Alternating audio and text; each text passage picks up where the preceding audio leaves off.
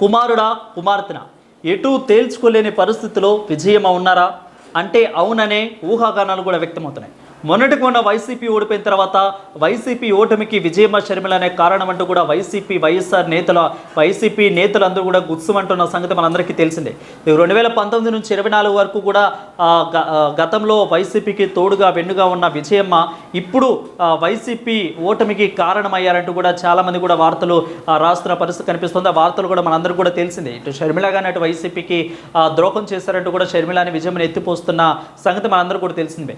ఇక ప్రీవియస్ చూసుకుంటే 2019కి ముందు అంటే 2014 నుంచి 2019 వరకు అంతకంటే ముందు పార్టీ పెట్టిన తర్వాత కూడా అటు వైసీపీకి ఇటు షర్మిల కానీ అటు విజయమ్మ కానీ చేదుడు వాదుడుగా నిలుస్తూ అన్నవదిలిన బాణంగా ఉన్న షర్మిల ఆ తర్వాత 2014 అధికారంలోకి రావడానికి వైసీపీ అధికారంలో రావడానికి ఎంతగా కృషి చేస్తారంటే నిజంగా పార్టీ ఒకవేళ 2014లో పార్టీ అధికారంలోకి వచ్చిందంటే ఒక రకంగా షర్మిలనే కారణం అన్నట్లు కూడా వైసీపీ నేతలు అందరూ కూడా చూశారు.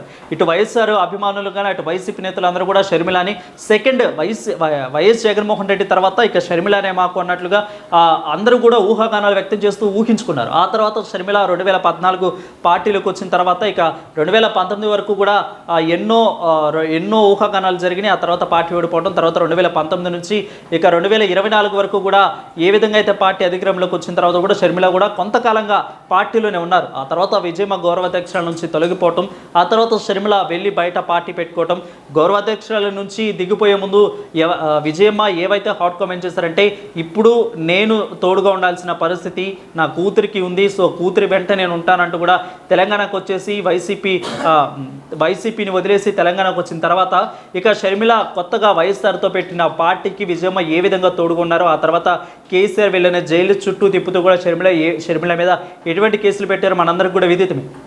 ఆ తర్వాత ఇప్పుడు షర్మిల మళ్ళీ ఇటు కాంగ్రెస్ పార్టీని విలీనం చేసి ఆ తర్వాత ఇటు కాంగ్రెస్ పార్టీ ఏపీలో చూసుకుంటూ కూడా పిసిసి చీఫ్గా కూడా షర్మిల ఎదుగుతున్న క్రమంలో విజయమ్మ ఎలక్షన్ టైంలోకి వెళ్ళి ఇక లండన్లో ఉండి యూఎస్లో ఉండి ఆ తర్వాత నా కూతురికి సపోర్ట్ చేయండి అంటూ కూడా వీడియో వదిలిన నేపథ్యంలో ఏ విధంగా అదే వైరల్ అయిందో కూడా మనందరికీ తెలిసిందే. అది కూడా వైసీపీ ఓడిపోవటానికి కూడా ఒక కారణం అంటూ కూడా చాలామంది నేతలు అన్నారు. సో చాలా విశ్లేషణలు, రాజకీయ నాయకుల విశ్లేషణలు కూడా అందరూ కూడా చెప్పారు.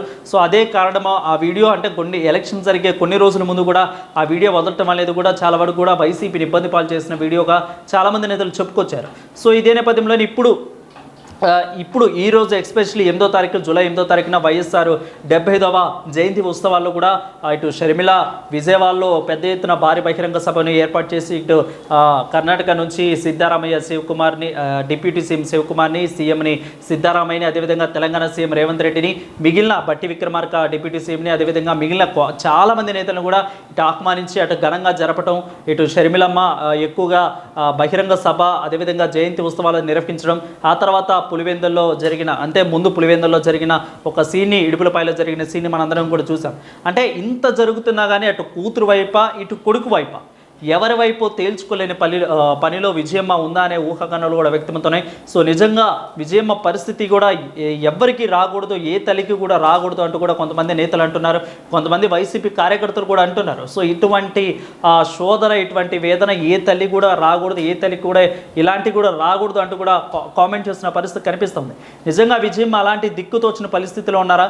ఇటు షర్మిల ఓడిపోయింది, మరి అటు జగన్ ఇద్దరు కూడా ఓడిపోయారు. ఇప్పుడు వాళ్ళిద్దరిని కలిపే పనిలో పడతారా, ఇద్దరిని కూడా ఒక దాటికి తెచ్చే పనిలో పడతారా అంటూ కూడా ఊహాగానాలు వస్తున్నాయి. సో చూద్దాం మరి అసలు విజయమ్మ పని ఇప్పుడు ఏ విధంగా ఉండబోతుంది, నెక్స్ట్ విజయమ్మ ఫ్యూచర్ ప్లాన్స్ ఏ విధంగా ఉన్నాయి, ముందు అన్న చెల్లెలు ఇద్దరిని కలిపి వాళ్ళిద్దరిని సముచిత స్థానం వాళ్ళిద్దరికి కూడా ఇచ్చి కుటుంబంలో ఉన్న విభేదాలు ఎటువైతే కుటుంబంలో అంటే 2019-14 ముందు కుటుంబం మొత్తం కూడా జగన్ అధికారంలోకి రావడానికి కానీ జగన్ అధికారంలోకి వచ్చాక కానీ కుటుంబం ఏ విధంగా అటు వైఎస్ఆర్ చెల్లెలు కానీ వీళ్ళందరూ కూడా ఏ విధంగా జగన్కి తోడుగా ఉన్నారో మనందరికీ తెలిసిందే.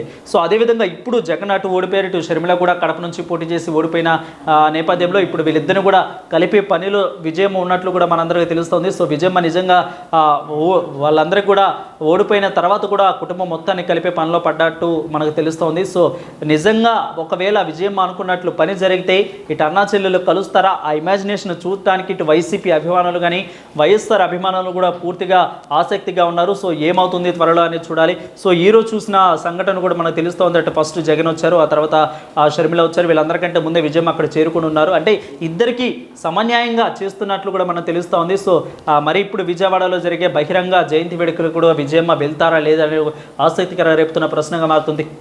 సో విజయమ్మ వీళ్ళిద్దరిని కలిపే పనిలో పడ్డారా అన్నట్లు కూడా, ఒకవేళ అదే నిజమైతే బాగుండు అంటూ కూడా వైఎస్ఆర్ అభిమానులు కూడా చూస్తున్నారు. చూద్దాం మరి ఇక విజయమ్మ వీళ్ళిద్దరిని కూడా 5 సంవత్సరాల లోపు వీళ్ళిద్దరిని కూడా కలిపే పనిలో పడతారా అన్నట్లు కూడా తెలుస్తూ ఉంది. సో చూద్దాం ఏమవుతుందో. ఒకవేళ అదే జరిగితే ఇటు వైఎస్ఆర్ అభిమానులు ఇటు వైసీపీ అభిమానులు పూర్తిగా కూడా ఆనందం వ్యక్తం చేస్తున్నట్లు కూడా చేస్తారు అన్నట్లు కూడా తెలుస్తూ ఉంది. Stay with us.